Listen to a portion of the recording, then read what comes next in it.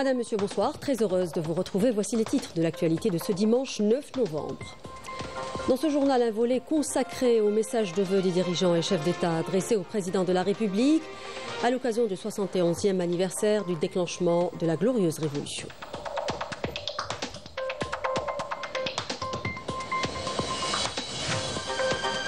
L'actualité est également économique ce dimanche avec la présentation du projet de loi de finances 2026 devant l'APN. Le projet propose une série de mesures visant à soutenir l'investissement et à dynamiser l'activité économique.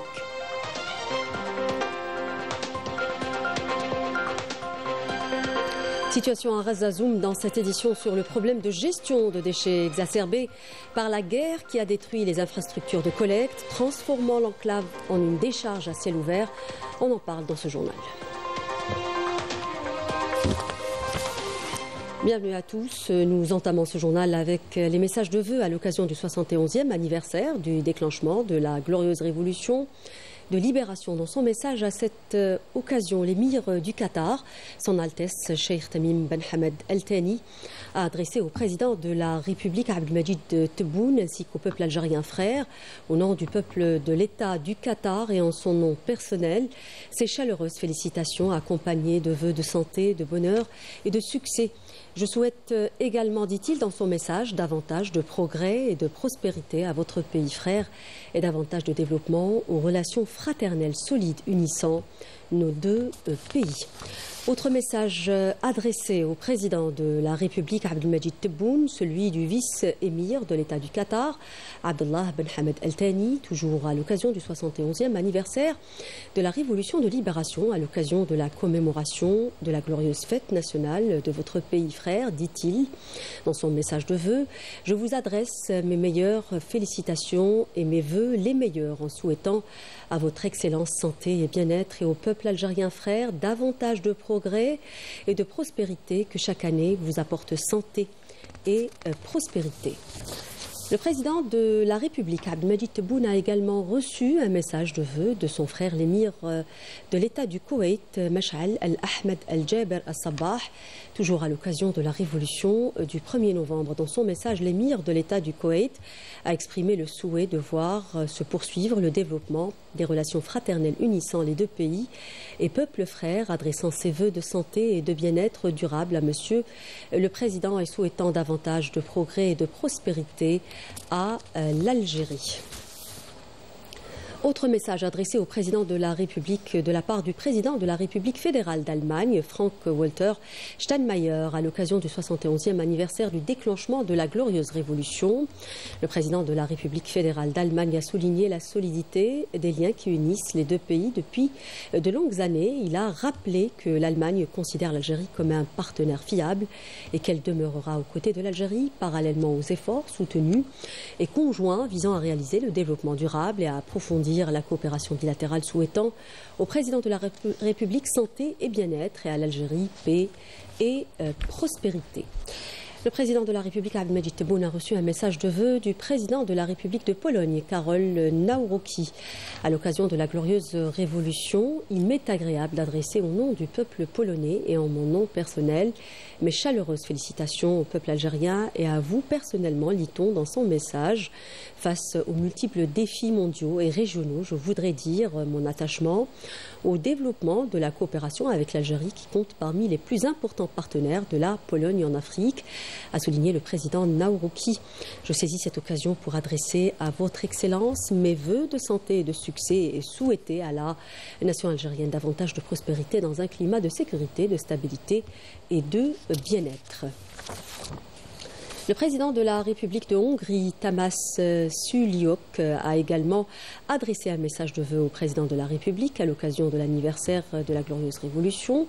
Dans son message, le président hongrois s'est dit satisfait du niveau de développement des relations bilatérales, faisant part au président Tebboune de sa volonté de travailler de concert pour relever les différents défis. Le président Suliok a en outre affirmé que la Hongrie continuera de soutenir et d'approfondir les relations de coopération dans de nouveaux domaines.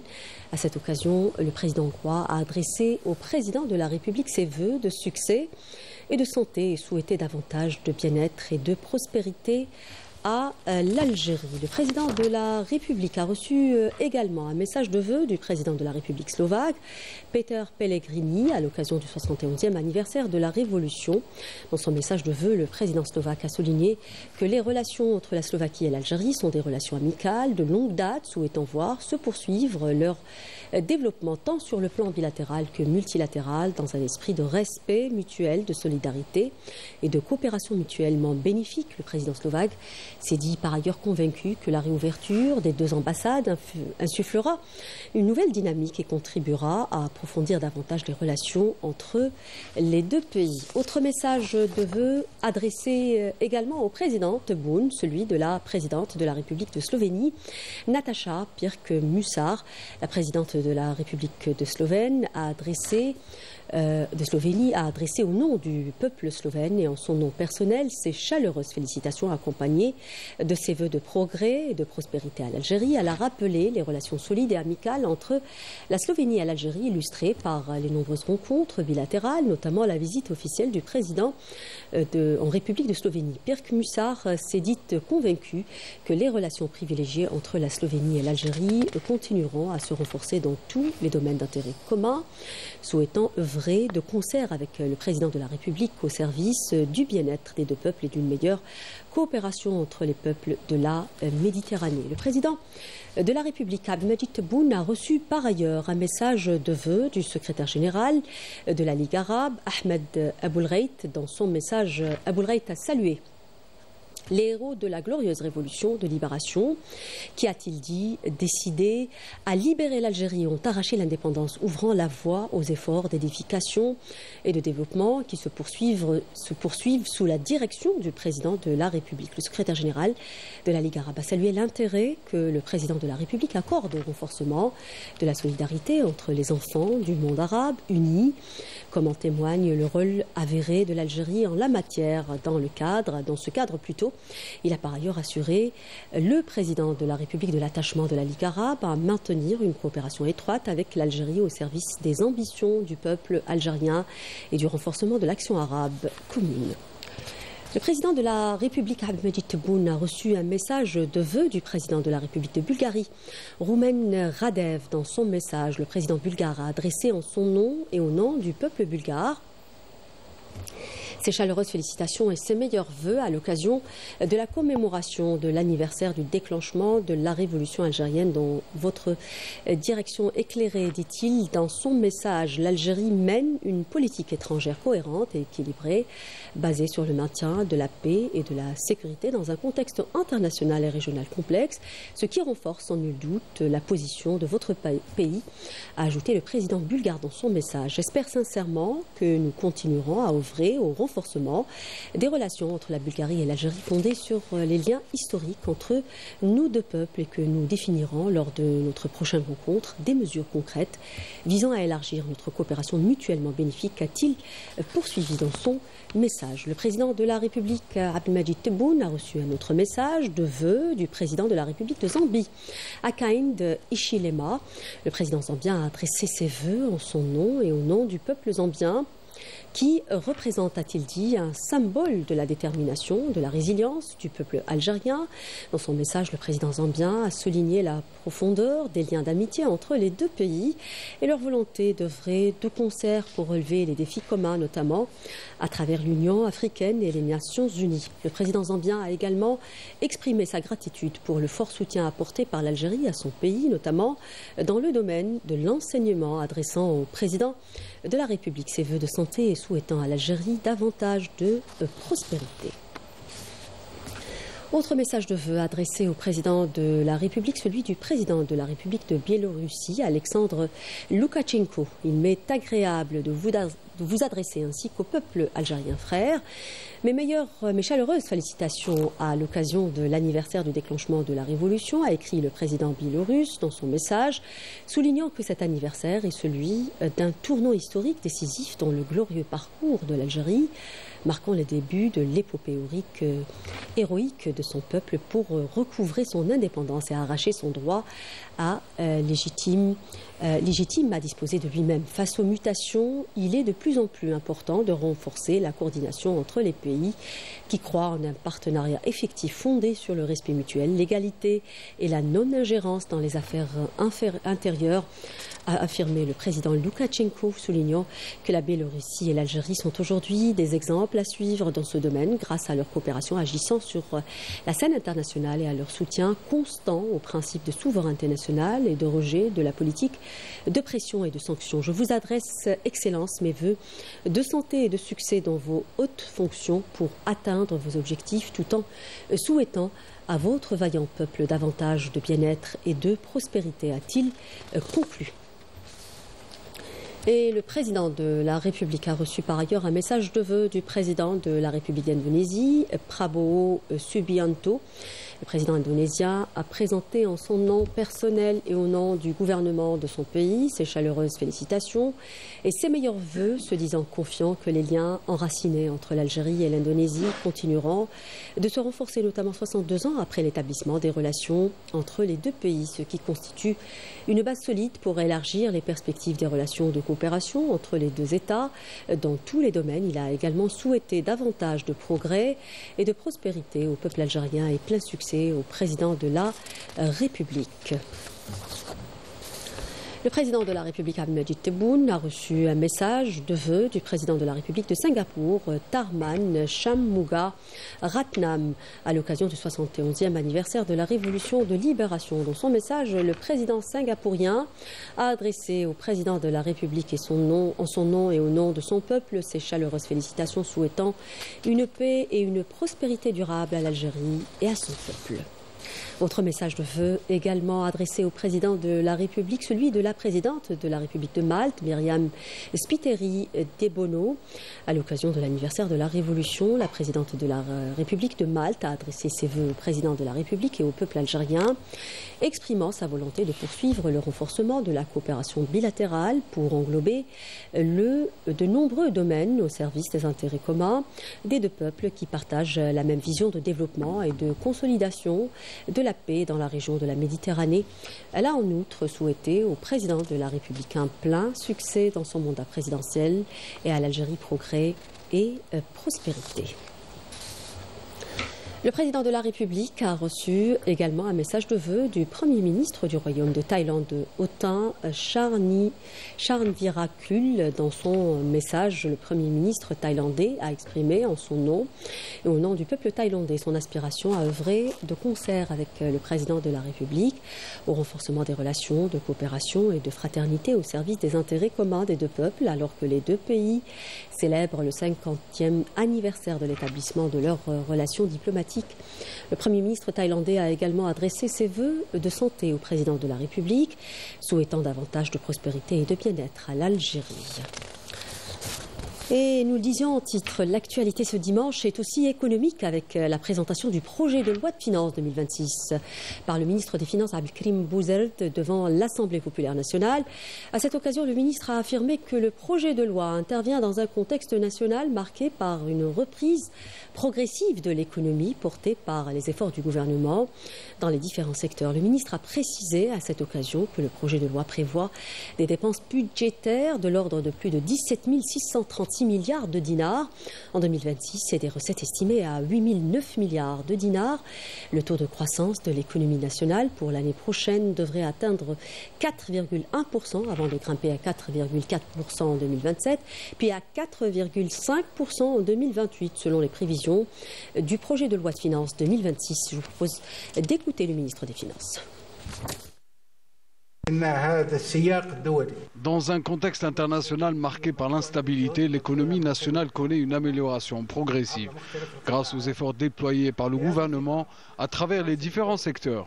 Dans ce cadre, l'État poursuit le renforcement de ses actions visant à diversifier l'économie, encourager la stabilité et la production, relancer les grands projets structurants, développer les exportations hors hydrocarbures et œuvrer à la valorisation de la production nationale.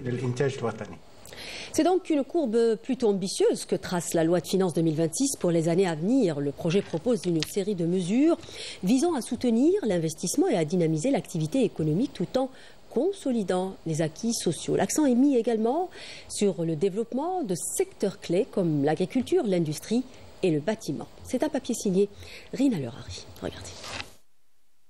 Le projet de loi de finances 2026 trace une courbe budgétaire ambitieuse pour les 3 prochaines années, mettant en lumière une stratégie économique orientée vers la diversification, la relance par l'investissement et la consolidation des acquis sociaux. Un budget record évalué à 17 636,66 milliards de dinars qui table sur une croissance économique de 4,1% en 2026 avec un prix de référence du baril fixé à $60.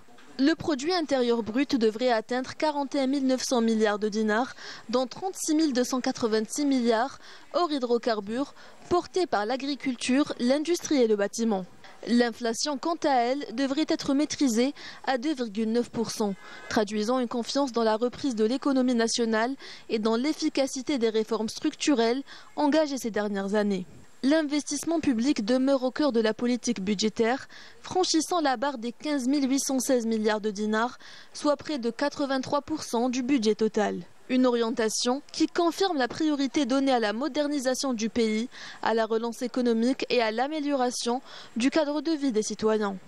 Les dépenses sociales s'élèvent pour leur part à 1 933 milliards de dinars avec un ciblage renforcé des besoins prioritaires, santé, éducation et solidarité nationale. Cet effort témoigne de l'attachement de l'État à la justice sociale. Le PLF prévoit une augmentation de la masse salariale de 1,4% pour représenter près d'un tiers du budget global, tandis qu'un montant de 657 milliards de dinars sera consacré pour les subventions aux produits de large consommation. Les transferts sociaux atteindront 2 284 milliards de dinars, dont 420 milliards pour la prime de chômage et 424 milliards pour les pensions de retraite. Sur le plan fiscal, le texte introduit plusieurs mesures incitatives, à savoir la réduction du taux d'imposition sur les dividendes qui passe de 15 à 10%, ainsi que l'exonération de la contribution de solidarité pour certains importateurs. S'inscrivant dans la continuité des réformes économiques, ce PLF entend faire de 2026 une année charnière, en posant les fondations d'une nouvelle économie structurée autour de l'investissement productif, de la gouvernance budgétaire, de la diversification des sources de revenus, traduisant ainsi la volonté de l'État de maintenir la croissance, de réduire le chômage et préserver la cohésion sociale.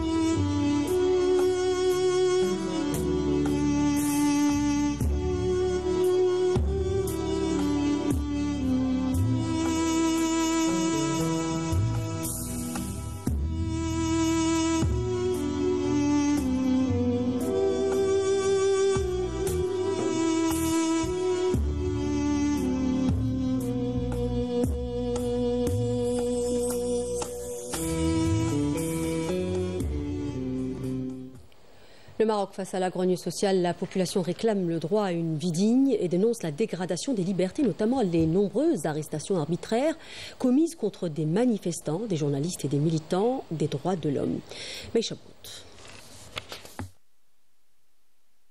Le sort des milliers de jeunes arrêtés arbitrairement durant les dernières manifestations menées par le mouvement Gen Z 212 secoue profondément l'opinion publique au Maroc. Parmi eux, des enfants et des adolescents battus et interpellés dans des conditions qualifiées d'inhumaines. Leurs familles restent sans nouvelles, ignorant tout de leur lieu de détention ou de leur état de santé. Les organisations nationales et internationales de défense des droits humains dénoncent de graves violations, révélant au grand jour le véritable visage d'un système répressif qui tente de faire taire toute voix contestataire.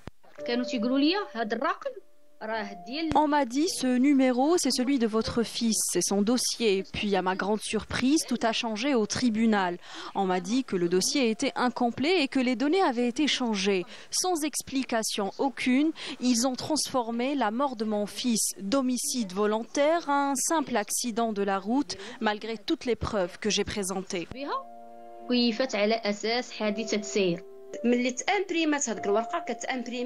Ils ont falsifié le dossier de mon fils. Ils ont même changé la date de la mort de 2025 à 2021, avec la complicité d'un médecin légiste impliqué dans 2 affaires de trafic d'organes. Et quand j'ai soulevé cette anomalie, on m'a répondu que c'était une simple coïncidence et que ce n'était pas la même personne.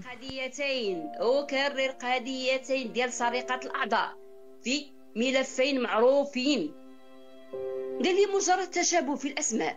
3 morts, 2400 jeunes arrêtés et poursuivis, 1473 restent en détention provisoire, sans motif valable. Des peines très sévères ont été prononcées, dans certains cas jusqu'à 15 ans pour des jeunes qui n'ont fait que réclamer leur droit à une vie digne. Les cris de détresse des familles font face au mutisme persistant du régime du Merzen. Elles réclament vérité et justice dans un pays où l'impunité s'est installée comme une règle et où la dignité humaine se négocie au prix du silence. Et en dépit de la vague de désinformation menée par le Merzen depuis l'adoption de la résolution 2797 sur le Sahara occidental, faisant croire à une victoire légitimant l'occupation marocaine, le Sahara occidental demeure un territoire non autonome et une question de décolonisation à régler dans le cadre de la légitimité internationale et des résolutions de l'ONU qui consacrent le droit à l'autodétermination et le droit des peuples à disposer d'eux-mêmes. C'est un papier signé Raouf Hamouche. Regardez. Le Maroc ne peut plus se cacher derrière la propagande qu'il diffuse, ni imposer sa lecture unilatérale. Après plus d'un demi-siècle d'occupation, la question du Sahara occidental n'est plus confinée au couloir des Nations Unies. Elle s'est désormais imposée à la une de la presse internationale, qui a levé le voile sur les informations fallacieuses et mis à nu les manipulations médiatiques de l'occupant marocain. Aux 4 coins du monde, les mouvements de solidarité se manifestent. À Berlin, par exemple, une mobilisation massive a dénoncé le discours trompeur du colonisateur. Il s'agit sans conteste d'une cause de libération, une cause juste. Les chartes onusiennes sont claires. Le peuple sahraoui a le droit de décider de son sort. Il n'y a pas de Sahara libre sans les Sahraouis. Ce sont les Sahraouis eux-mêmes qui doivent décider de leur destin. Personne d'autre ne peut le faire à leur place. Nous sommes la dernière colonie d'Afrique. Et pourtant, on veut nous réduire au silence. Il n'y a pas de peuple sahraoui sans le Front Polisario, car le Polisario demeure notre seul représentant légitime.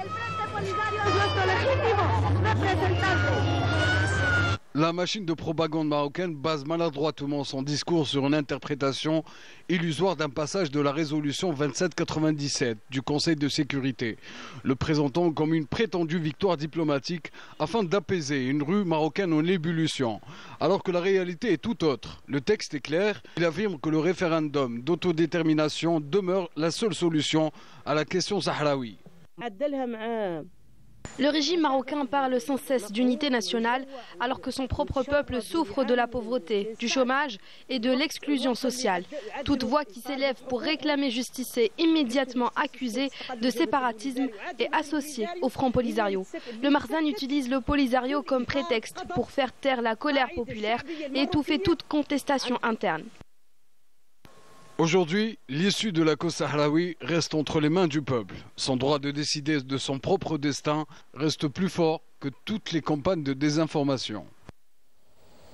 Proche-Orient, la machine de guerre a tout détruit sur son passage à Gaza. L'enclave est littéralement transformée en ville fantôme. Les bombardements de l'occupation et la situation humanitaire fragile viennent exacerber un autre problème auquel sont confrontés les Gazaouis, celui de la gestion des déchets, transformant la ville en une décharge à ciel ouvert. C'est le papier de Mrim Damis. Regardez. Durant 2 ans de guerre génocidaire, les bombardements ont détruit une grande partie des infrastructures de l'enclave palestinienne. La municipalité de Gaza a dû faire face à une crise environnementale et humanitaire sans précédent. En raison des restrictions imposées par l'entité sioniste, les services de collecte de déchets ménagères ont été contraints de créer une décharge temporaire au centre de la ville. Une solution d'urgence qui s'est vite transformée en un grave problème sanitaire et environnemental. Ces déchets accumulés au centre de la ville de Gaza représentent une véritable bombe à retardement pour les habitants et les déplacés qui s'y trouvent. C'est une situation dangereuse qui affecte la vie quotidienne des habitants. Les tonnes de déchets continuent de s'accumuler, transformant la ville en une bombe écologique à ciel ouvert. Les gaz toxiques, les odeurs nauséabondes, ainsi que la prolifération d'insectes, de rongeurs et de maladies rendent la situation infernale pour les habitants. Plus grave encore, les infiltrations de polluants dans les nappes phréatiques menacent les dernières réserves d'eau potable d'un territoire déjà asphyxié par le blocus. La situation ne fait qu'empirer. Les enfants commencent à avoir des allergies et même si les services municipaux voulaient déplacer les déchets, il n'y a pas de matériel pour le faire. Nous avons les mains liées. Et malgré le cessez-le-feu, les services municipaux demeurent incapables d'accéder aux décharges principales situées à l'est de la ville et donc contraints de continuer à déposer les déchets, y compris les plus nocifs et dangereux, dans cette décharge temporaire mais qui perdure. Une situation qui ne fait qu'aggraver la souffrance des habitants. Nous n'arrivons même pas à dormir la nuit à cause des insectes. Les piqûres des moustiques font souffrir les enfants et nous n'avons rien pour soulager leur douleur. Les mouches sont partout et les odeurs pestilentielles pénètrent à l'intérieur des maisons. Même si les équipements parvenaient à entrer par les points de passage, il faudrait près de 6 mois pour évacuer ces déchets vers les décharges se trouvant à l'est de la ville. Un délai qui laisse craindre l'installation d'une nouvelle crise humanitaire, sanitaire et environnementale qui viendra aggraver celle déjà existante depuis plus de 2 ans. Et on en vient à présent au sport football Coupe arabe. L'entraîneur de l'équipe nationale A, Majid Bougra, a animé ce matin une conférence de presse au stade Nelson Mandela de Baraghi, en prévision de la double confrontation amicale face à l'Égypte programmée les 14 et 17 novembre au Caire, en préparation de la Coupe arabe FIFA 2025. Majid Bougra est revenu sur sa liste, sur son prochain adversaire et sur la préparation de la Coupe arabe en cours. C'est le dernier objectif, le dernier stage pour préparer la Coupe arabe. Et là, on rentre dans le vif du sujet, parce qu'on a le Farik Ta'Masser qui a constitué une équipe spéciale pour la Coupe arabe. Fihadi le Farik, on a 12 joueurs qui ont joué déjà en équipe A, des joueurs de l'équipe A, dans le passé ou même dans le présent, très proche. Il y a 7 joueurs qui étaient aussi à la dernière Coupe arabe. La dernière Coupe arabe, donc une équipe expérimentée, de qualité, déterminée de faire quelque chose fait avec le Kassar arabe, et un bon test avec une équipe et un match qui va être de haut niveau, une équipe très agressive, très expérimentée, très malin, très bon techniquement. Ils ont fait des bons résultats justement contre la Tunisie, ils ont gagné 2 matchs à domicile 3-0, 1-0. Mais voilà, c'est l'objectif c'est justement de mettre les joueurs dans le bain de la Coupe arabe avec beaucoup plus d'intensité comparé au dernier match qu'on a eu contre la Palestine. Là, une équipe qui va entreprendre, qui va jouer, qui va venir presser, donc de bonnes conditions pour la Coupe arabe, Inch'Allah. Avec le sport, nous arrivons au terme de ce journal. Merci de l'avoir suivi. Je vous retrouve demain à 19h. Excellente suite des programmes sur notre chaîne. Au revoir.